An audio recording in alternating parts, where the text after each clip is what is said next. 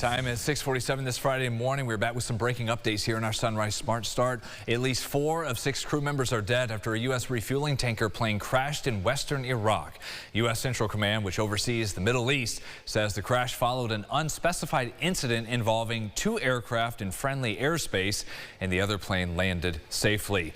As the conflict with Iran nears the 2-week mark, President Trump is ramping up his war of words. This morning on social media, the president says the U.S. is totally destroying Iran and threatened more action today. This comes after the new supreme leader for that country made his first public statement, pledging to avenge the dead and to keep blocking oil and cargo ships in the region.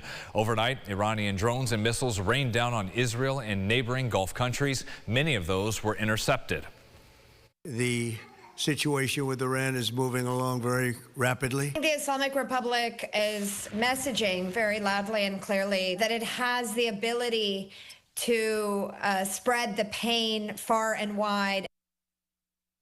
The FBI is investigating after an armed suspect rammed a truck into a synagogue outside Detroit. Authorities have tentatively identified the deceased attacker as a Lebanese-born U.S. citizen. No staff or students at the preschool or kindergarten were injured. An FBI official says the agency is leading the investigation into what happened yesterday as a targeted act of violence against the Jewish community. An innocent driver remains in critical condition in Rochester due to what RPD calls the careless actions of a suspect trying to get away from officers. We pursued it. The pursuit lasted less than a minute until it hit the area of Seneca Avenue and Route 104, where the Hyundai crashed into an uninvolved Mazda. This all happened Wednesday night. Officers were conducting a traffic stop on Sullivan Street when they saw that white car, which they had seen just moments before, come back around a corner, speeding in the wrong direction down a one-way street before slamming into the side of that police cruiser. The chaos did not end there. As you heard, the suspect, now identified as 21-year-old Antonio Lloyd, led police on a brief chase that ended when he crashed into another car, seriously hurting that driver. Anytime someone's seriously injured during a police activity, especially in this case, a innocent civilian, we always want to make sure that we have the facts of those cases out to the public, out to our community, because we owe it to our community. Lloyd was found being treated for a head injury already inside an ambulance on Weaver Street. He was arrested and faces charges of assault, reckless endangerment, and offenses linked to the crash and chase. A former Macedon teacher faces federal charges. He's accused of hosting prostitution parties at his home on Cannondale Road. Between 2021 and last December, investigators say 66-year-old Eric Simpson, also known as Major Hands, ran a detailed prostitution enterprise. He worked for the Gananda and North Rose Wolcott school districts during that time. Simpson is accused of sending emails from his Gmail account to advertise the parties, allowing commercial sex workers to meet with customers. They say Simpson would even detail the number of women present, set cover charges and instructions on room availability and where to park. The complaint also accuses him of hosting sex workers at his home when he wasn't even there.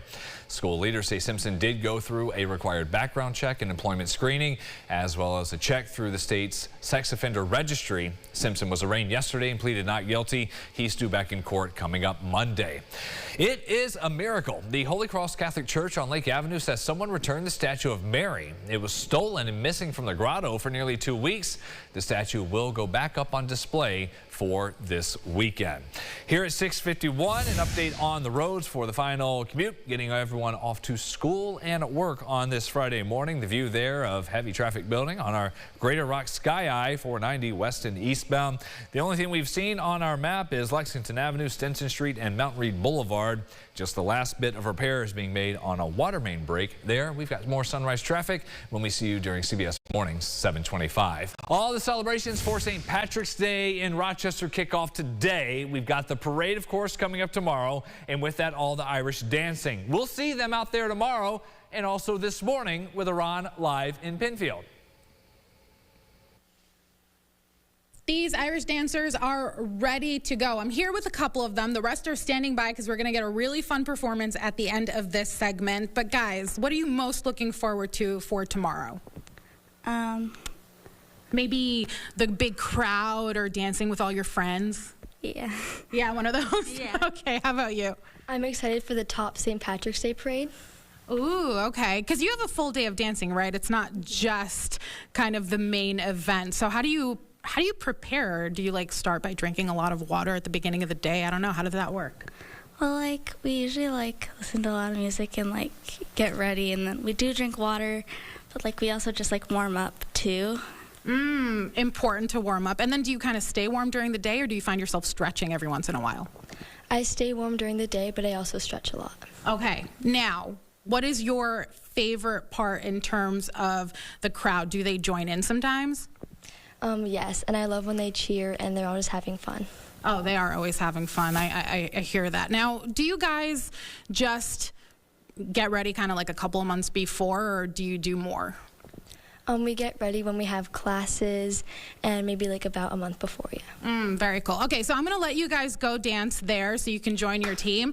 Guys, this performance is amazing. I'm going to toss it back to you, but enjoy this.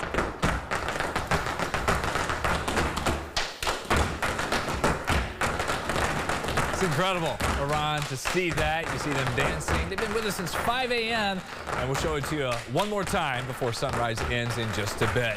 As we've got so much fun on the way, organizers will mark the parade route with the painting of the green in a few hours. That, as well as an annual tradition, marking the green line starting at the front of the Hilton Garden Inn all the way down the middle of Main Street. That gets going at 11:30. The parade, 12:30, midday Saturday, corner of East and Alexander is where it starts. If you can't be there in person, check it out on the Rochester First streaming app. Final forecast here there on the Friday. James? Yeah, we are expecting snow to come on the way, but we have a beautiful sunrise out there right now, which is nice to see. And then the flakes fly late morning and into the afternoon. Then there's the parade happening tomorrow. It's going to be right after we deal with some strong wind tonight. Could be some gusts, 40 to 50 miles per hour, maybe even some isolated outages, but hopefully it wraps up by parade time. Sunday, Monday, another real interesting stretch there. Surging temperatures. We bet that 60 probably gets beaten. It's probably low 60s even for you. And then it's the Tuesday morning. Oh, it's just brutal. Wild March flexing with that stretch there into early next week. Listen, you need the News 8 app. You need James here at Sunrise just to know what's going on so you're prepared. We'll see you at 9 o'clock for the podcast. Second Cup of Sunrise on our app and at the top of RochesterFirst.com. Have a great weekend going green, everybody. We leave you with some of those wonderful Irish dancers.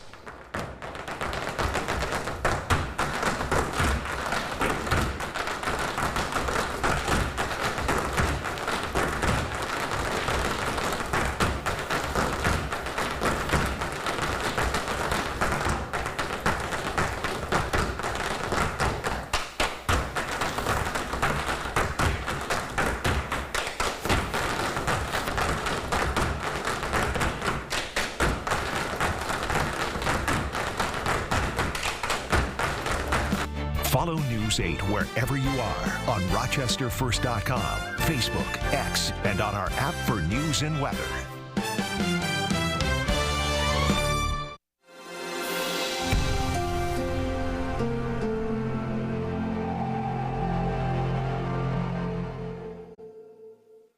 Get the Rochester First streaming app today for everything you love from News 8 On Demand, plus exclusive shows you won't see anywhere else. Search ROC and download for free on Roku, Amazon Fire, and Apple TV.